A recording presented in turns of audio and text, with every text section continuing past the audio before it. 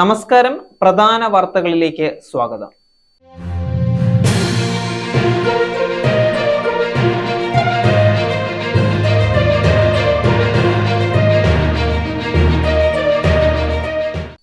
ബംഗാൾ മുൻ മുഖ്യമന്ത്രി ബുദ്ധദേവ് ഭട്ടാചാര്യ അന്തരിച്ചു.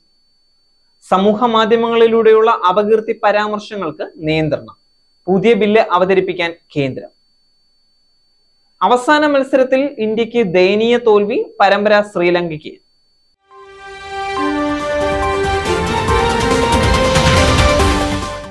വാർത്തകൾ വിശദമായി. മുതിർന്ന CPIM നേതാവും പശ്ചിമ ബംഗാൾ മുൻ മുഖ്യമന്ത്രിയുമായ ബുദ്ധദേവ് ഭട്ടാചാര്യ അന്തരിച്ചു. 80 വയസ്സായിരുന്നു അദ്ദേഹത്തിന്. വാർദ്ധക്യ സഹജമായ അസുഖത്തെ തുടർന്ന് കൊൽക്കത്തയിൽ വെച്ചായിരുന്നു അന്ത്യം. പശ്ചിമ ബംഗാളിലെ 34 വർഷത്തെ ഇടതുമുന്നണി ഭരണത്തിൽ 2000 മുതൽ 2011 വരെ തുടർച്ചയായി 11 വർഷം മുഖ്യമന്ത്രിയായിരുന്നു. വളരെ അപൂർവമായി മാത്രമേ പൊതുസഭകളിൽ പ്രത്യക്ഷപ്പെട്ടിരുന്നുള്ളൂ. 2019 CPM റാലിയിലാണ് അവസാനമായി പങ്കെടുത്തത്. 2011 തെരഞ്ഞെടുപ്പിൽ തൃണമൂൽ കോൺഗ്രസിനോട് പരാജയപ്പെട്ട ശേഷം 2015 ബുദ്ധദേവ് CPIM പോളിറ്റ് ബ്യൂറോയിൽ നിന്നും കേന്ദ്ര കമ്മിറ്റിയിൽ നിന്നും ഇറങ്ങുന്നത്. തുടർന്ന് 2018 സംസ്ഥാന സെക്രട്ടേറിയറ്റ് അംഗത്വവും ഉപേക്ഷിക്കുകയായിരുന്നു.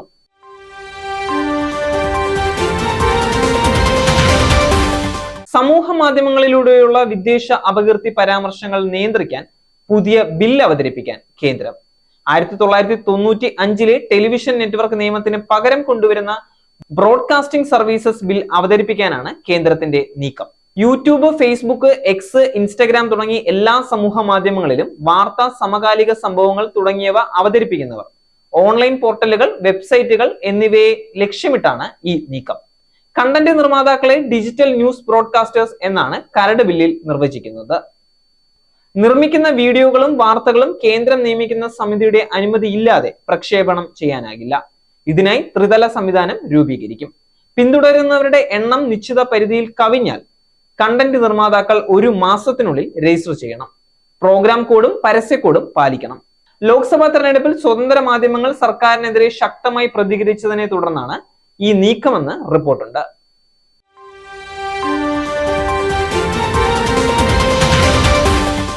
ഇനി കായിക വാർത്ത. 3-ാം ഏകദിനത്തിൽ ശ്രീലങ്കയ്ക്കെതിരെ ഇന്ത്യക്ക് 110 റൺസിന്റെ ദയനീയ തോൽവി. 3 മത്സര പരമ്പരയിലെ അവസാന മത്സരത്തിൽ 110 റൺസിനാണ് ശക്തരായ ഇന്ത്യയെ ലങ്ക വീഴ്ത്തിയത്. അവിഷ്ക ഫെർണാണ്ടോ 96 റൺസ്, കുശാൽ മെൻഡിസ് 59 റൺസ് എന്നിവർ മികച്ച പ്രകടനം പുറത്തെടുത്തിരുന്നു. മറുപടി ബാറ്റിംഗ് ആരംഭിച്ച ഇന്ത്യ 26.1 ഓവറിൽ 138 ഓൾ ഔട്ട് ആവുകയായിരുന്നു. ഇതോടെ 3 മത്സരങ്ങളുടെ പരമ്പര ആതിഥേയർ 2-0 സ്വന്തമാക്കി. ആദ്യ മത്സരം ടൈയിൽ അവസാനിക്കുകയായിരുന്നു.